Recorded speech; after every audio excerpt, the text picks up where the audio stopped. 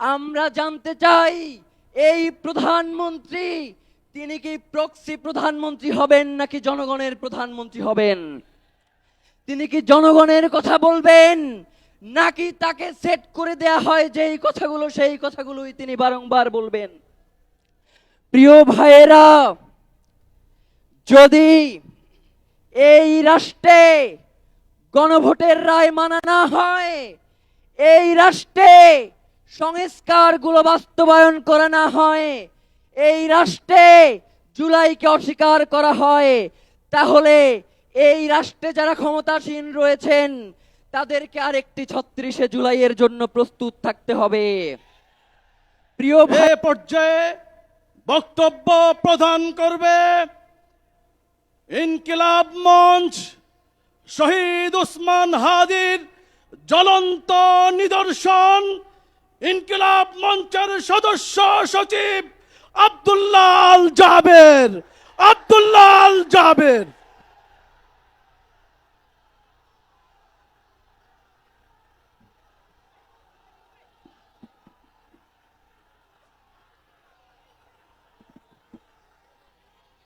আসসালামু আলাইকুম রহমতুল্লাহি ওয়া বারাকাতুহু।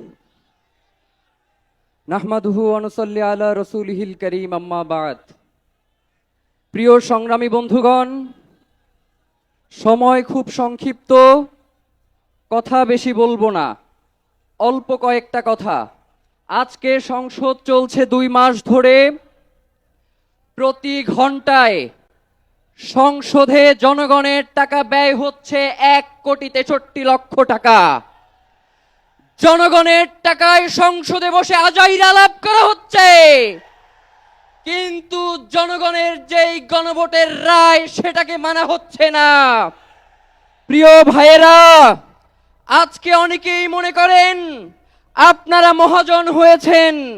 এই দেশে বহুত মহাজন আপনাদের আগেও ছিল, কেউ টিকতে পারে নাই।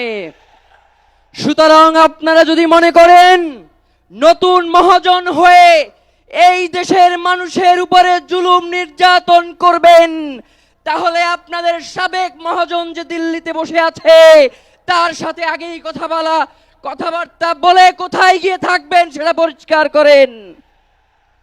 মাননীয় প্রধানমন্ত্রী, আপনার পিতা শহীদ রাষ্ট্রপতি জিয়াউর রহমান, তিনি সর্বপ্রথম এই বাংলাদেশে গণভোট কায়েম করেছিলেন। আজকে আপনারা সেই গণভোটের বিরুদ্ধাচরণ করছেন। আপনারা শুধুমাত্র গণভোটের বিরুদ্ধাচরণ করছেন না, মূলত বিএনপির জন্ম যেই গণভোটের মধ্য দিয়ে, আপনারা তো নিজেদের জন্মকেই অস্বীকার করছেন। প্রিয় ভাইয়েরা, দেশনেত্রী বেগম খালেদা জিয়া তিনি যেই সংবিধানকে ছুঁড়ে ফেলবার জন্য বারংবার তার বক্তব্যে, তার কথায়, তার দাবিতে তুলে ধরেছেন, আজকে আমরা দেখতে পাই সেই সংবিধানকে চাটতে চাটতে তার দল বিএনপি ক্ষয় করে ফেলছে। সুতরাং যেই বিএনপি তার শহীদ প্রেসিডেন্ট জিয়াউর রহমান, যিনি এই দলের প্রতিষ্ঠাতা, তাকে স্বীকার করে না, যেই বিএনপি বেগম খালেদা জিয়ার কথা রাখে না, সেই বিএনপি তো তলাবিহীন ঝুড়ি। সেই বিএনপির কোন মেরুদণ্ড নাই। যদি সেই বিএনপি বাংলাদেশে অরাজক পরিস্থিতি তৈরি করতে চায়, তাহলে আপনাদেরকেও আমরা বলে দেই, আমরা নতুন করে এমন রাজনীতি শুরু করব যেই রাজনীতি হবে আপনাদের দলের প্রধান জিয়াউর রহমান এবং বেগম খালেদা জিয়ার রাজনীতি। প্রিয় ভাইয়েরা, আমরা পর্দার আড়ালের কোনো শাসন দেখতে চাই না।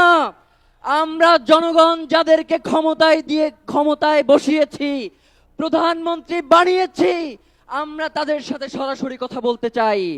আমরা জানতে চাই এই প্রধানমন্ত্রী তিনি কি প্রক্সি প্রধানমন্ত্রী হবেন নাকি জনগণের প্রধানমন্ত্রী হবেন? তিনি কি জনগণের কথা বলবেন নাকি তাকে সেট করে দেয়া হয় যেই কথাগুলো সেই কথাগুলোই তিনি বারংবার বলবেন?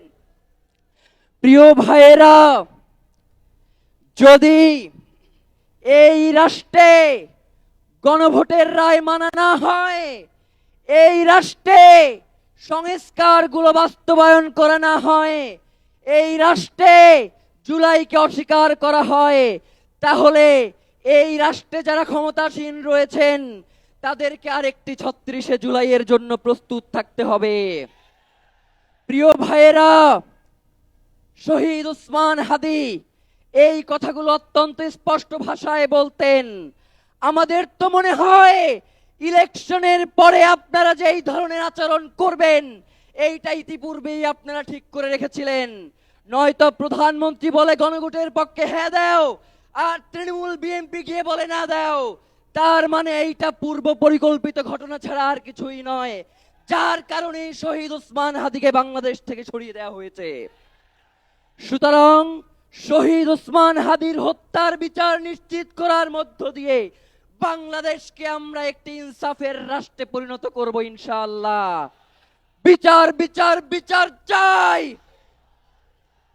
হাদি হত্যার বিচার চাই, বিচার বিচার বিচার চাই, হাদি হত্যার বিচার চাই। সবাইকে অসংখ্য ধন্যবাদ। আসসালামু আলাইকুম রহমতুল্লাহ।